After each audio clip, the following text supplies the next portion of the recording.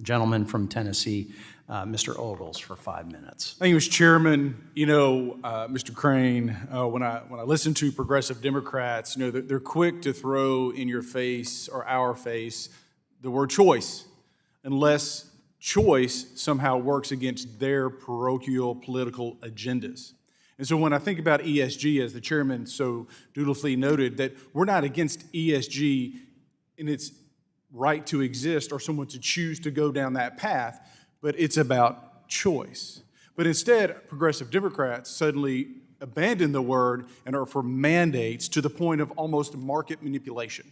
So again, piggybacking off what my friend on the left said, let's talk about how social activism has been harmful to investor interest, and perhaps give me an example.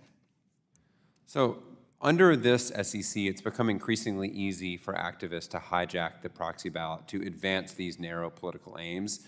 The dollar threshold to get a shareholder proposal on the ballot is extraordinarily low, just $2,000.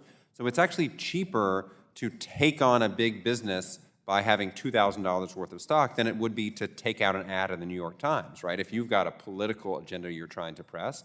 And so we have seen under the staff legal bulletin that we were just discussing, the SEC has opened the floodgates to that exact type of activism, which is completely divorced from, is the company acting in the best interest of shareholders, and rather focuses on, are you achieving my personal political aims as somebody who has $2,000?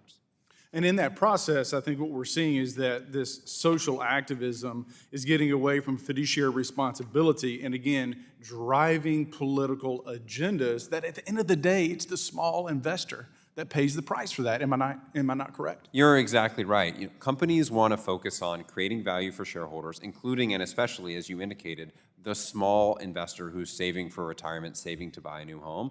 They don't want to be pulled into this political back and forth. We live in, unfortunately, a divided society where everything is politicized. Companies don't want to be inserted into the middle of that. They want to focus on growing their business, creating jobs, driving the economy, creating shareholder value for the exact folks in your district. Well, I would say that is a great close to my time, Mr. Chairman, is this is about fiduciary responsibility. This is about getting back to the nuts and bolts and returning value to the shareholder. And with that, I yield the balance of my time to the chairman. I appreciate the opportunity, and